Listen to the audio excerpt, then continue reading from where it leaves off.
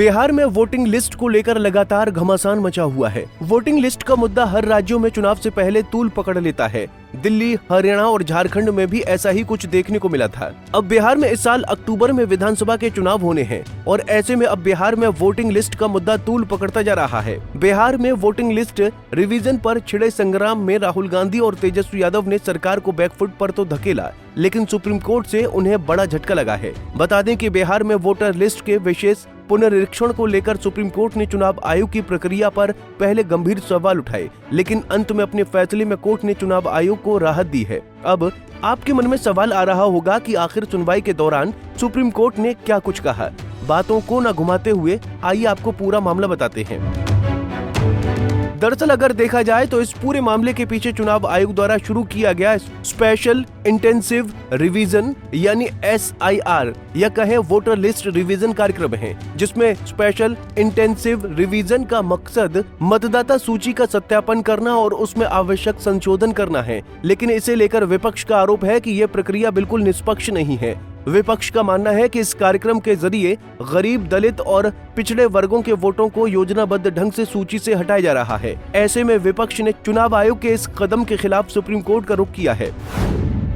Voter list revision पर SC ने क्या कहा? बिहार में मतदाता सूची के विशेष पुनरीक्षण को लेकर सुप्रीम कोर्ट में आज सुनवाई हुई। सुप्रीम कोर्ट ने सुनवाई के दौरान दो टूक अपनी बात रखी। सुप्रीम कोर्ट ने कहा कि हम संवैधानिक संस्था के कामकाज पर रोक नहीं लगा सकते। वोटर लिस्ट रिवीजन पर सुप्रीम कोर्ट ने बड़ा फैसला सुनाते हुए कहा कि वोटर लिस्ट रिवीजन जारी रहेगा। सुप्रीम कोर्ट ने अपने फैसले में चुनाव आयोग को हिदायत दी कि वो आधार कार्ड, वोटर ID कार्ड पहचान पत्र के तौर पर शामिल करें। इससे पहले चुनाव आयोग द्वारा आधार कार्ड को मतदाता सत्यापन के दस्तावेजों से बाहर रखने पर कोर्ट ने सवाल उठाए कि आधार नागरिकता का प्रमाण नहीं है, इसलिए नागरिकता से जुड़ा मुद्दा गृह मंत्रालय का क्षेत्र अधिकार है। आगे सुप्रीम कोर्ट ने कहा कि अगर नागरिकता की जांच करनी थी तो यह पुनर्निरीक्षण परीक्षा से पहले होनी चाहिए थी। अब इसमें बहुत देर हो चुकी है। इस पर सुप्रीम कोर्ट ने आगे साफ किया कि असली समस्या पुनर्निरीक्षण कार्यक्रम में नहीं, बल्कि इसके लिए चुने गए समय में है। बता दें कि जस्टिस सुधांशु धूलिया और जस्टिस जयमाला बागची की पीठ इस मामले की सुनवाई कर रही है,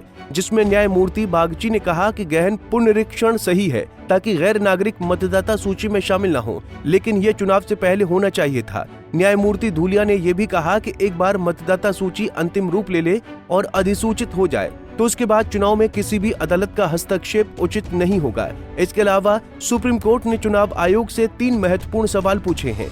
कोर्ट ने चुनाव आयोग के वकील को बताया कि इस मामले में लोकतंत्र की नींव और मतदान के अधिकार से जुड़े मुद्दे सामने आए हैं। याचिकाकर्ता न केवल मतदान कराने के अधिकार को चुनौती दे रहे हैं, बल्कि इसके साथ साथ प्रक्रिया और समय पर भी सवाल उठा रहे हैं। आगे अदालत ने कहा कि मतदाता सूची का पुनर्निरीक्षण चुनाव आयोग के गहन पुनरीक्षण और संक्षिप्त पुनरीक्षण नियमों के अंतर्गत आता है। याचिकाकर्ता के वकील गोपाल शंकर नारायण का कहना था कि चुनाव आयोग को ये अधिकार तो है, लेकिन प्रक्रिया कानून सम्मत, पारदर्शी और व्यवहारिक होनी चाहिए, खासकर तब जब करोड़ों मतदाता सूची में शामिल हों। शंकर नारायण ने आगे कहा कि अब जब 7 करोड़ लोग मतदाता सूची में हैं, तो इतनी बड़ी प्रक्रिया को तेजी से और जल्दबाजी में अंजाम दिया जा रहा है, जो चिंता का विषय है।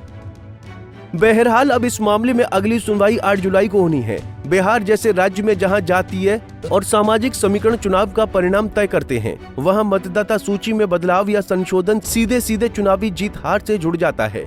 ऐसे में विपक्ष को खुद अपनी हार का डर सताने लगा है। खैर, वोटर लिस्ट रिवीजन पर बिहार में चक्का जाम एक संकेत है कि राज्य की राजनीति अब संवेदनशील मोड़ों पर आ गई है। एक ओर जहां चुनाव आयोग पर सवाल उठ रहे हैं, तो वहीं दूसरी ओर राजनीतिक दल अपने अपने वोट बैंक को बचाने के लिए हर संभव रणनीति अपना रहे हैं। ऐसे में आने वाले दिनों में ये देखना दिलचस्प होगा कि वोटिंग लिस्ट का ये मामला आगे क्या रंग लाता है। Bureau report, Punjab Kesari TV. हमसे जुड़े रहने के लिए हमारे YouTube चैनल को सब्सक्राइब करें और नई वीडियो की नोटिफिकेशन के लिए बेल आइकॉन को दबाएं।